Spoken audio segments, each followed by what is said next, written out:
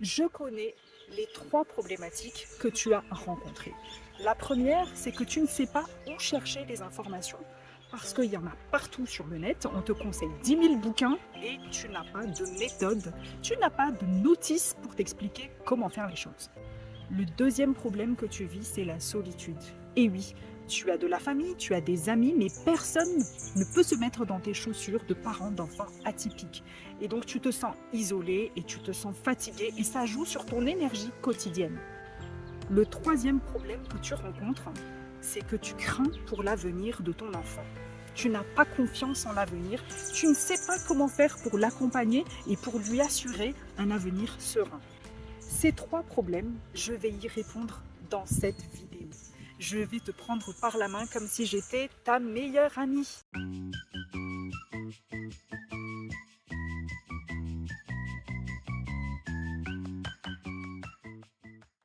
Donc comme toi, j'ai vécu ces trois problèmes, mais j'ai pu quand même m'en sortir. Donc je me présente en quelques mots, je suis Élise, la maman imparfaite de Mélissa. Donc Mélissa est une jeune fille affectueuse, pétillante, pleine d'énergie créative, mais elle est aussi dyslexique, dyspraxique avec des troubles de l'attention et hypersensible. Donc je vais t'expliquer les deux stratégies que j'ai utilisées pour l'aider et puis je vais te partager aussi ma vision, une vision qui m'aide au quotidien à m'apaiser, à me donner un peu plus d'énergie et à trouver un sens positif à ma vie. Donc il y a une première stratégie qui est, on va dire, long terme et qui nécessite un petit peu d'apprentissage. Il y a une deuxième stratégie qui est à très court terme et que tu vas pouvoir appliquer tout de suite, qui est le stratagème de la Ferrari. Et la troisième, donc la vision, que je vais te lire et j'espère qu'il va t'inspirer. Mais d'abord, je dois te raconter mon histoire. Alors, je ne te raconte pas mon histoire parce que j'ai juste envie de blablater, mais je veux que tu évites absolument les erreurs que j'ai faites et surtout, je veux te faire gagner du temps.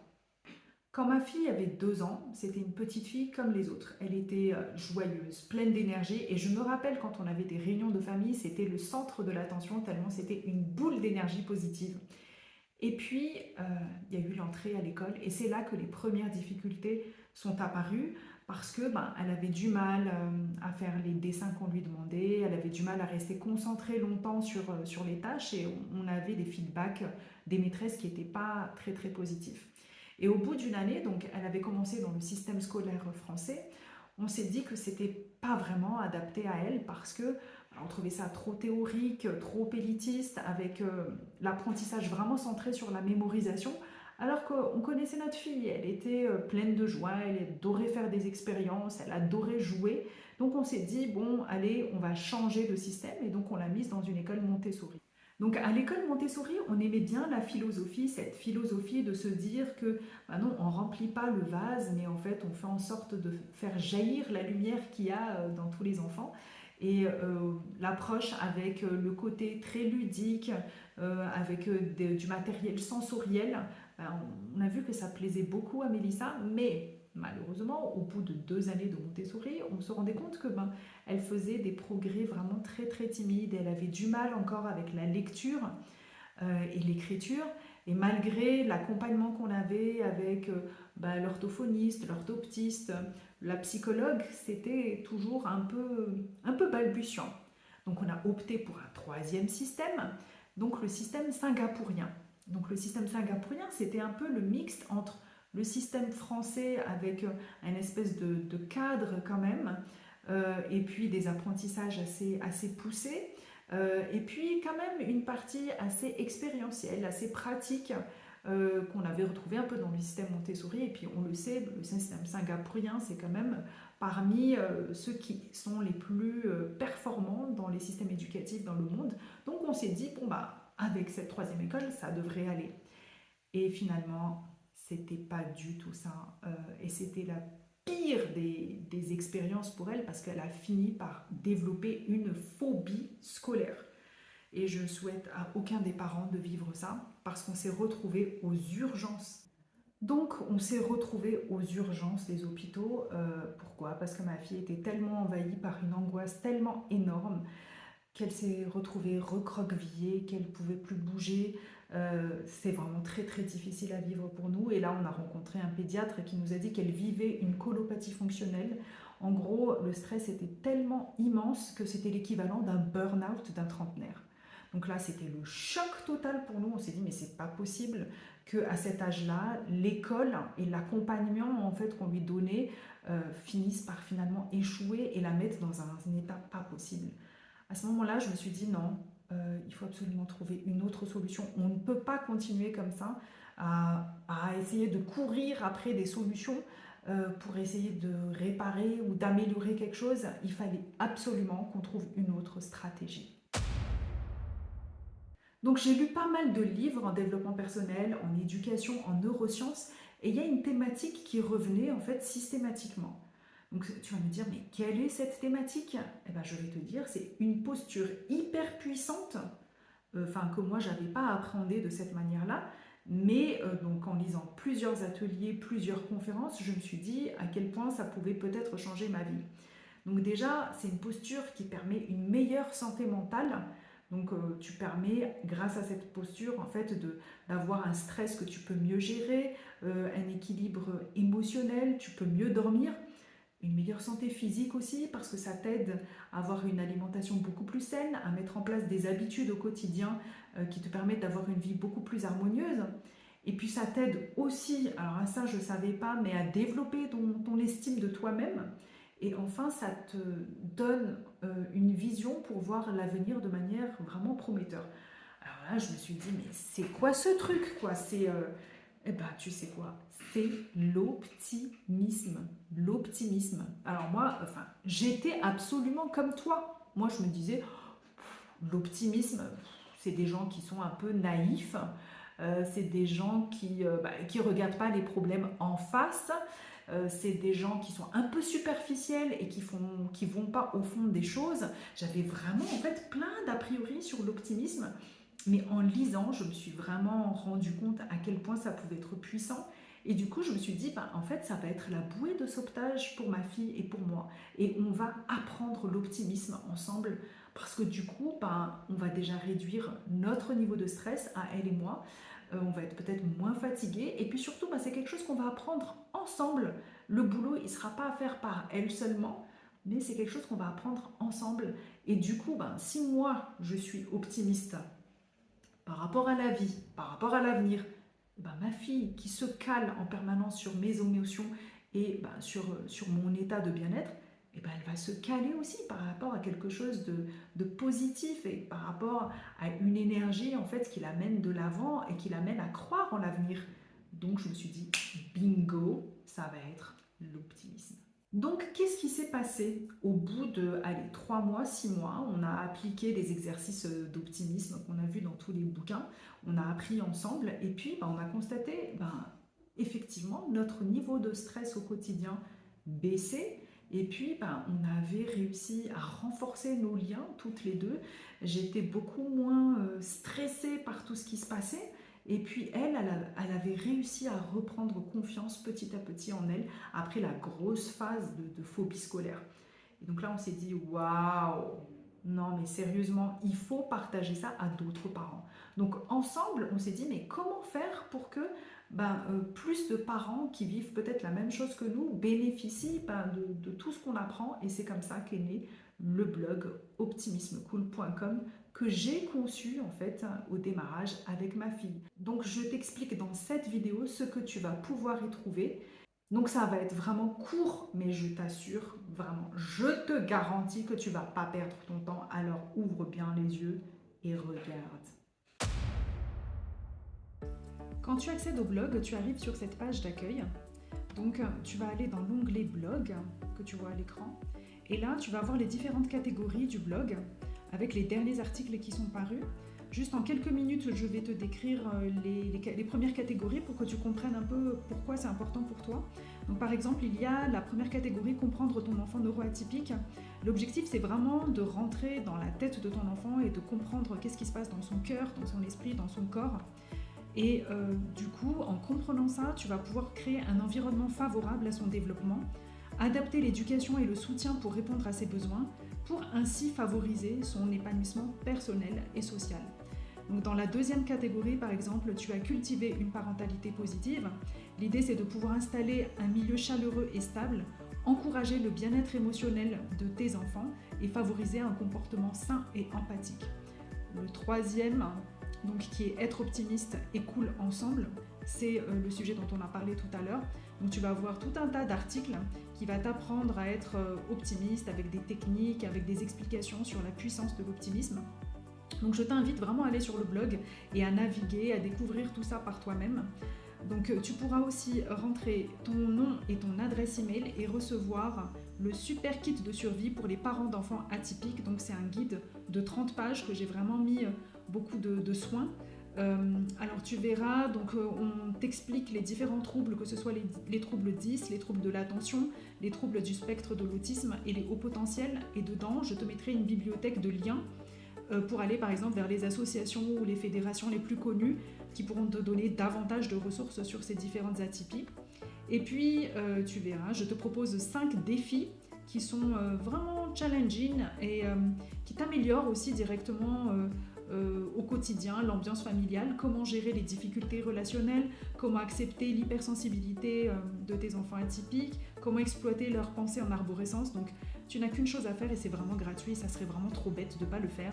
Le mail, le nom, et tu retrouves directement ça dans ton adresse email. Attention à bien surveiller tes spams si tu as une adresse en Yahoo, en Gmail. Des fois, le kit de survie se retrouve dans les spams, donc vérifie bien dans les spams. Donc, qu'est-ce que tu vas retrouver dans le blog ? Tu vas retrouver une communauté de parents d'enfants atypiques, bienveillants et engagés. Et c'était l'objectif de départ, puisque rappelle-toi, souvent, quand on est parent d'enfants atypiques, on se sent seul. Et là, tu vas voir, donc par exemple, on a Christine qui a son enfant qui est TDAH, Laura qui a eu une ado HPI et hypersensible, Sabine qui aurait adoré que ses parents aient ce genre de guide, ou encore Chloé qui se sent vraiment moins seule grâce au blog. Tu vas aussi avoir des avis éclairés de professionnels de la santé et de l'éducation. On a par exemple Dominique qui est praticienne en hypnose, Denis qui est professionnel de l'éducation, Hélène qui est psychologue et Dieter qui est neuropsychiatre expérimenté. Donc les informations sur ce blog sont vraiment structurées, je prends vraiment un soin particulier à vérifier scientifiquement tout ce qui est dit, donc je fais attention aux sources et puis je m'exprime avec un langage vraiment simple. Donc tu ne vas pas avoir du langage et du vocabulaire très compliqué de hauts chercheurs, éminents chercheurs, avec voilà, tout le vocabulaire complexe. Tu vas avoir un langage simple, facilement compréhensible, accessible. Et donc là, par exemple, tu as Madame Shitake qui te dit « Waouh, c'est un article hyper complet ». Xavier qui te dit « C'est l'un des meilleurs articles que j'ai lus ». Muriel qui dit « J'enregistre cette page ». Et Lynn qui dit « Waouh, une vraie pépite cet article ». Donc pourquoi je te dis ça ? Bon, c'est pas pour me lancer des fleurs, mais c'est vraiment pour te dire que ça serait dommage pour toi de perdre un temps précieux à chercher des informations partout. Sur ce blog, tu as tout ce qu'il te faut. Et si jamais il manque quelque chose, eh ben, tu peux m'envoyer un message dans la page contact et je te répondrai. Donc voilà, je disais que j'allais pas me lancer des fleurs, mais finalement, si, c'est ce que je vais faire. Qu'est-ce que c'est le stratagème de la Ferrari ? En gros, quand tu es parent d'enfants atypiques, tu as un peu une journée qui se termine jamais entre ton propre boulot, l'organisation de la maison, les rendez-vous médicaux entre le psychologue, l'orthophoniste, l'orthoptiste. En gros, ça se termine jamais. Et ton enfant, qu'est-ce qu'il comprend ? Il comprend en fait qu'il te rend la vie un peu plus compliquée par rapport aux autres enfants. Et il comprend aussi que quelque part, il y a un problème. Il sent qu'il y a un problème parce que tu veux réparer son cerveau. Le problème, justement, c'est que tu ne dois pas réparer son cerveau. Son cerveau, il est très bien comme il est. Mais comment lui faire comprendre ça ?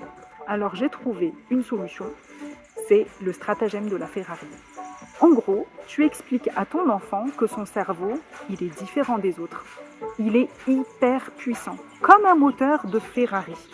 Le moteur de Ferrari, il y a plus de technologie, c'est beaucoup plus puissant, c'est impressionnant, ça peut faire peur en fait aux autres voitures et aux autres conducteurs, mais c'est magique parce que ça peut faire de grandes courses mémorables. Donc déjà, quand tu expliques à ton enfant que son cerveau c'est comme un moteur de Ferrari, il se sent valorisé, il se dit tiens, c'est super, j'ai quelque chose en moi qui pourrait être beaucoup mieux que les autres. Donc ce que tu vas lui expliquer, c'est que son cerveau, c'est un moteur de Ferrari Mais attention, justement parce qu'il est très puissant, parce qu'il va très très vite, eh ben, il a besoin de toute une équipe de mécaniciens, quelque part, pour l'aider. Lui, c'est le pilote de la voiture, c'est le pilote de cette voiture avec un moteur Ferrari, et l'équipe, eh ben, ce sont toutes les personnes bienveillantes autour de lui qui lui permettent de bien conduire sa voiture Ferrari. Donc bien sûr, il y a toi en tant que parent, mais il y a aussi l'équipe médicale. Donc c'est pour ça qu'il doit avoir un orthoptiste, un orthophoniste, un ergothérapeute, un psychologue. Mais c'est aussi pour ça qu'il doit bien écouter ses maîtresses ou le corps de professionnels de l'école, parce que ce sont eux qui vont quelque part huiler et faire en sorte que le moteur, il fonctionne le mieux possible. Et c'est pour ça aussi que c'est ton rôle de parent de choisir la meilleure équipe autour de ton enfant pour que justement il se sente confortable dans cette course de la vie qui est plutôt une aventure où il doit prendre du plaisir et où il doit trouver ses forces pour être quelqu'un de lumineux et quelqu'un d'optimiste. Donc, le stratagème de la Ferrari, tu peux l'appliquer dès maintenant avec ton enfant et tu verras, il aura un regard différent sur lui-même. Et toi aussi, tu verras, tu le regarderas un peu plus différemment. Et tu ne regarderas pas les choses comme étant des problèmes. Tu regarderas les choses comme des petits ajustements, des choses qui rendront les choses un peu plus puissantes et un peu plus huilées dans ta vie du quotidien. Et tu ressentiras moins aussi le côté lourd de toutes ces choses à faire d'un point de vue médical, d'un point de vue éducation. Tu verras en fait que finalement, c'est une manière de voir la vie autrement, parce que honnêtement, un moteur de Ferrari dans une Twingo, c'est compliqué dans la vie, non ? Tu le conçois, oui. Donc, à toi, en fait, de faire en sorte que la Twingo, elle fasse pas trop d'accidents avec son moteur Ferrari, mais que surtout, elle soit puissante. Attention aussi aux routes que tu vas prendre. Donc, c'est pour ça, il y a toute une métaphore que tu peux expliquer, en fait, à ton enfant.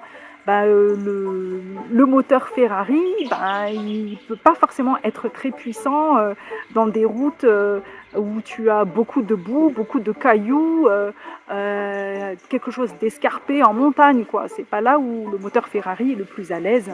Donc tu pourras lui expliquer aussi du coup que il a certaines difficultés, par exemple dans la lecture ou dans l'écriture, et c'est normal, c'est parce que c'est des routes qui ne sont pas forcément faites pour les Ferrari.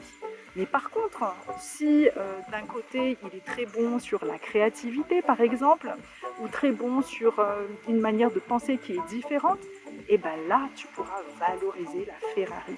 Alors applique dès maintenant le stratagème de la Ferrari et n'hésite pas à mettre en commentaire ton feedback pour voir si ça marche ou pas. Tu veux me lancer des fleurs parce que tu aimes bien ce que je fais ? Oui, en fait, un petit commentaire, ça suffira ? Ok. Merci d'avance. Je vais te laisser avec un petit texte que j'ai écrit qui m'a été inspiré par Martin Luther King et également par une citation de Gandhi que j'aime beaucoup. Soyez le changement que vous voulez voir dans le monde. Donc ce texte, j'espère qu'il va t'inspirer et c'est surtout pour t'inviter à changer ta manière de voir.